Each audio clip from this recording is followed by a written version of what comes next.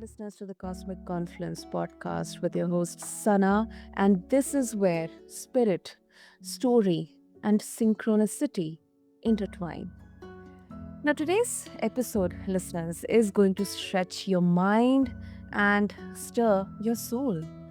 Now, imagine being only 7 years old, on the edge of death from heat stroke, only to be sent back by an angel with a message: your job isn't done.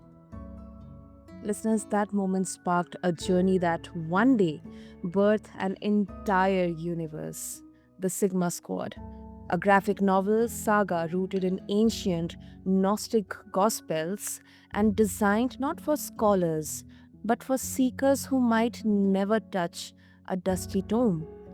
And listeners, my guest is a creator, truth seeker, and a visionary who, when faced with the dominated classical literature, he dared to write the narrative, literally.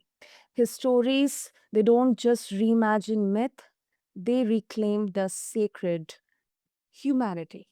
And from Dante to Beowulf to the Amazons, he is here to show us how storytelling can actually heal, awaken, and rebalance. So, listeners, meet my guest, Peter Gunn. Peter, welcome to the Cosmic Conference, and really honored to have you here with us. It's a pleasure to be here, son. I appreciate you letting me be on your podcast. Absolutely, Peter.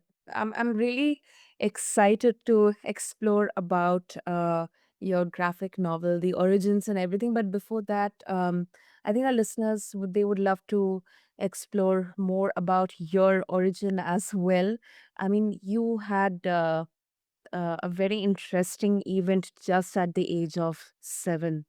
Um, what do you remember most clearly about that moment, and how did it shape your path as a creator? I mean, moreover, as a human. Well, when I had my NDE, um, and at that age, you're not sure if it's real or not, because an angel told me my job isn't done. I have to go back, and then of course I woke up back in my body.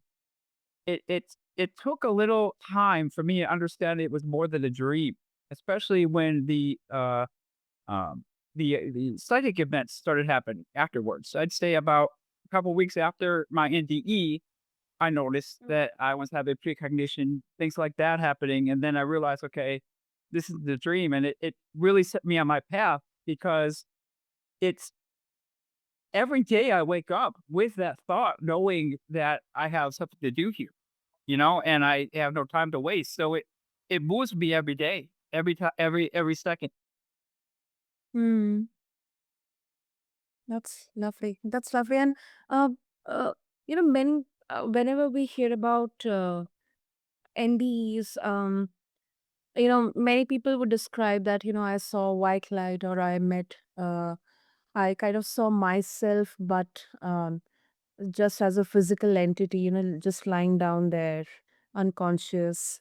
Or maybe I saw everyone from above, just like a kind of out of earth experience. I mean, was it like a one that was more from a spiritual perspective, that you kind of understood, the realms away from the physical, boundaries of earth? I mean, how was exactly it? Well, I I want to say I'm not going to say this is status quo for all NDE people that have experienced them, but there's sort of a knowledge or knowing that you bring back with you. Mm. Once you experience the love that you feel on the other side, was all encompassing and it radiates throughout your body. It's like being immediately recharged and it's hard to describe what it feels like. It's just I guess you could say a mother's warmth, holding your child, really, in that sense, and it stays with you versus a dream versus something you imagined, which is might be slightly jarring, but you can shrug it off, but the NDE you can't, and it stayed with you, and the knowledge, the wisdom stays with you, knowing that um you continue on after this life. Mhm. And I'm on the record to say I believe that it's not like just one life. I mean, there are people that have lived one life, but some of us have lived numerous lives and lived over and over and over again, and it's quite normal. So it's life changing. You go out with that knowledge, and you know if you're doing your job that you were set to do, you need to spread the word, and let people know. Absolutely. And now let's talk about your novel as well, a graphic novel, Peter. Very, very heartwarming motivation in there, because you're absolutely, I mean you are right. Some of the classic, epic poems, what we have studied in literature, which have shaped our culture, our childhood, they are male dominated. Mhm. But that's what kind of motivated you to explore. So if you would like to share the backstory of how you realized this and how you started to build Sigma Squad. Well, I started reading the each Gnostic Gospels, like the Sophia, things like that, and the texts, and realized that there's not only similarities between that and you know just about all religions, but they Mhm. also talk about different levels of humanity. Okay, so it's we not only are here on this earth to do a job, but we're also here to maybe help out the other side.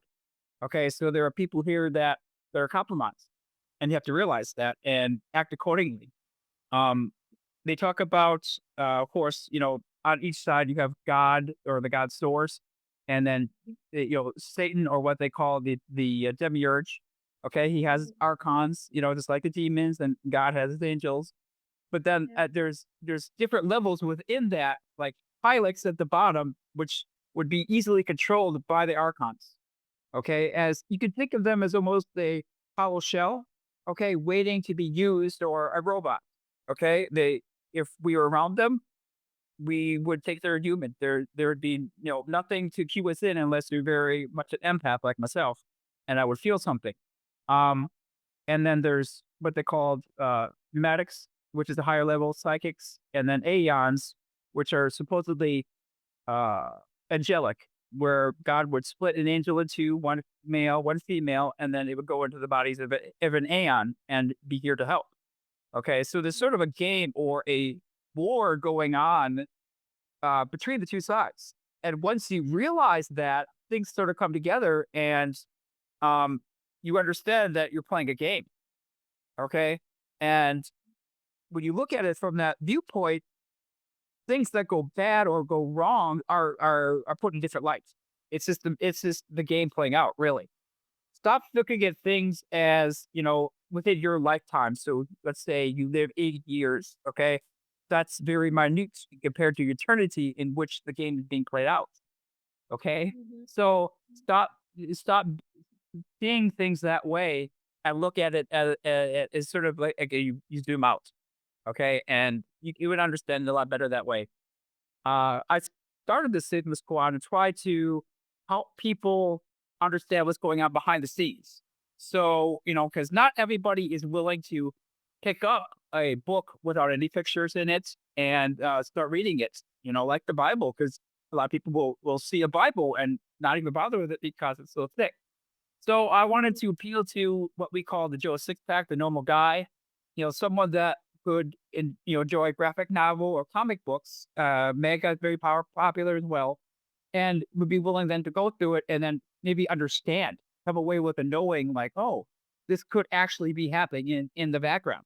And I'll show them how. I'll start to connect dots, per se. I like to say it, that way, because um my mind works that way very much. I'll think of I'll be told something 20 years ago, and I'll put a dot in my head, like, or like hacking a pin on a board.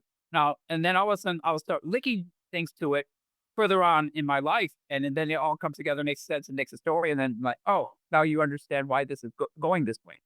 So I'm trying to do that with to understand, to connect dots with people, so they understand what's going on in the background and why things are going the way they are. Things aren't as they appear. Hmm. That definitely makes sense. And a lot of themes you explore in your novels. Of course, there is the sacred feminine energy, masculine and feminine energy. Then, we have uh, the whole idea of, exploring time portal. So, are these, I mean, it's a bit of a flip side, question, which few of our listeners would have in their mind that, um, do you, I mean, was it more about these ancient texts, like the Gnostic Gospels, that felt so relevant to our current reality and to younger generations, or was it something else that, motivated you to have this storytelling? Well, I would also, when I was younger, and I still do to this day, have visions occasionally. And there was one that was repetitive, and I, there's no doubt in my mind that it actually happened. Mhm. And this is also why I'm drawn to storytelling. Okay, is I believe I lived in another life. Okay, in Alexandria, the library of Alexandria, as a hired guard, as a contracted guard, and I was there during when the and killed during when the Romans ransacked the place. So it's it the visions like that are very real, and I'll come, I'll wake up sweating and things like that if it happens at night when I'm sleeping. But it's there's a certain knowing that's within your heart, your spirit, versus a normal dream. There again, where the knowledge comes with you and it lives in your soul. It still exists versus something that's just nonsense. You know it in your heart that it happened and it's true. And Right. it's that's why I try to push out the narrative that I'm doing is to let people understand that even back then in Alexandria, they were opposing forces pushing the narrative in the game. That's why the Romans ransacked Alexandria. But I'm trying to let people know uh that cue them in into what's going on behind the scenes, even to this day. Wow. That's really cool, Peter. That's really cool. And thank you for sharing that. Because not only you are getting inspiration from the ancient origins, but also from your own life experiences. And have you dealt with skepticism around this? Especially, of course, we have in the popular culture, in media and everywhere, exploring about the um, feminine energy. However, a lot of discussion is around how it is kind of creating an imbalance and kind of letting the exploration of masculine energy, like, sidelined. Have you dealt with skepticism like this? Well, you have to. I always think of the map of consciousness when I do a skepticism. Where's this person at? How are they coming at me? How are they perceiving themselves that want me to perceive them? And Mhm. if it's a lot lower, if it's automatically, if they're using cuss words, swear words, and they're automatically starting to, or try attempting to undermine what I'm saying, they're at a low energy level at the map of consciousness. So you have to treat them accordingly. And a lot of times I won't respond. I'll just let it go. And that's the highest class, because if someone insults you or says something negative, you just walk away, it immediately goes back on them, really. Yeah, that's true. I agree. I agree with you, Peter. Or at least wait, I'll wait for 10 seconds and then Yeah. respond with, is that the best you have? Is that the only thing, then they're again trying to divert it back to them. Hmm. Yeah. Uh, that could be the most obvious way actually, Yep. to give or to reply back. Mhm. And also, I would also like to throw some light on your journey in the later half. I mean, your personal transformation, especially in 2020. You mentioned that you had a wake up call. If you would like to, share a bit about that particular realization, and how exactly did it shape your journey of storytelling? Because this global chaos, it has actually unfortunately, has given us a lot of um, inspiration to, do kind of a self introspection, have some personal clarity. So, if you would like to share. Well, I mean, I think 4020 was a wake up call for everybody, honestly. Yeah. Um, I like to think the best of humanity. I try to think the best of everybody, at least I attempt to. But when I saw how everybody was so quick to don a mask, so quick to listen to the narrative, so quick to get in place, sort of like a lemming per se, and Mhm. and wait their turn in line for a shot, that it scared me. I had to take a step back and then start, either again zoom out and start looking at things like, I can't believe this, and I didn't fall for the narrative. I didn't take the shot. I will never take a shot. And it's a very few people that will do it. Honestly, I hate to say it. It's more like 5 to 10% of the people that didn't take the shot. So it's a very few sort of people that didn't do it, at least in America, that is. And Mm. we were, the people that didn't do it were, of course, excluded and so and ostracized because of it. I mean, not only for that time, but for years. Probably for about 4 years, honestly. Yeah. And Mm. it scared me. It's That's why I started writing Signal Squad, because there again, I want to wake people up. They need to understand what's going on, and not to fall into place and start to, at least start critical thinking, asking questions. Why is this person acting like this? Why am I being asked to do a certain thing or a certain task? And don't automatically step into place when someone in perceived authority tells you to. Okay, you are your own person. You're in control of your own body and your own mind. You don't have to step in place and do what they request of you. Absolutely. Absolutely. Couldn't agree more with you, Peter. And now I just want to dive deeper into the stories that you are telling. Let's go to the Amazons. You chose to tell the story in a lyrical poetry. Um, like a form traditionally reserved for epics, rarely used today. So, what inspired this creative choice, Peter, and how did it enhance the themes of power, then legacy, and then feminine sovereignty within the story? Well, let's pretend that we're looking at an old antique uh cabinet, or in the corner. Now, a lot of people will think antiques are ugly, but especially the States, you pay a high price for them because of the rarity, correct? But what's the first thing people will do when they see an old antique is this, piques their curiosity. They will pull out the drawers and look for the dovetail joints, the joinery, the craftsmanship is what they're looking for because they admire it. And that's Mm. what was done in the past. It's the craftsmanship of the epic poems and the way they were worded and the way they were written. That why is Edgar Allan Poe's poetry so famous, especially like The Raven? Because people admire the craftsmanship. People think that I couldn't do that. I admire it. It's a good story. And think about, what if he had gone further, and turned it into a novel, you know? So we would know more about it. It would probably even be in, a bestseller back in the day. So that's what I wanted to do, is by inventing LLP, linked lyrical poetry, it lets the reader know, yes, you're reading poetry. This isn't just a normal worded epic like the Odyssey, but you're also, it's not given craftsmanship. You're getting something unique. You know that someone spent time to write it in this way, because it's you couldn't do it on your own.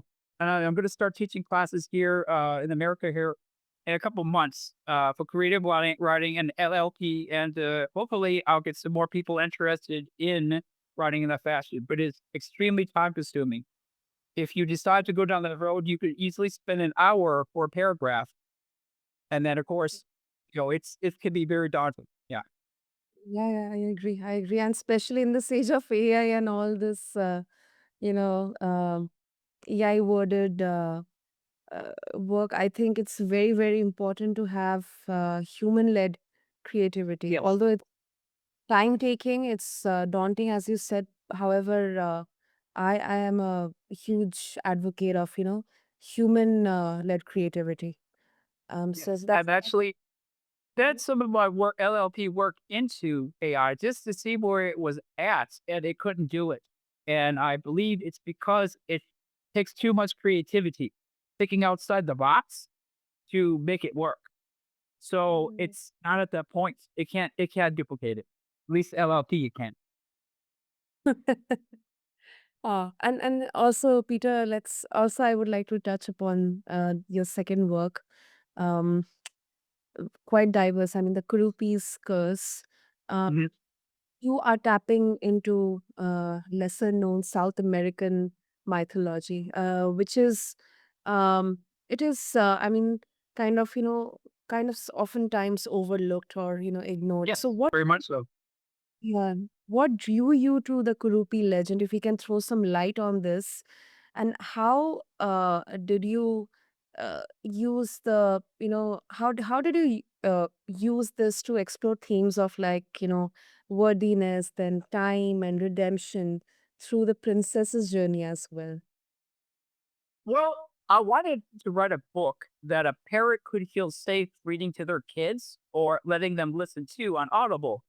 Because it's so few, you always have to look at ratings, and then even then you have to question it. Like, are there bad words?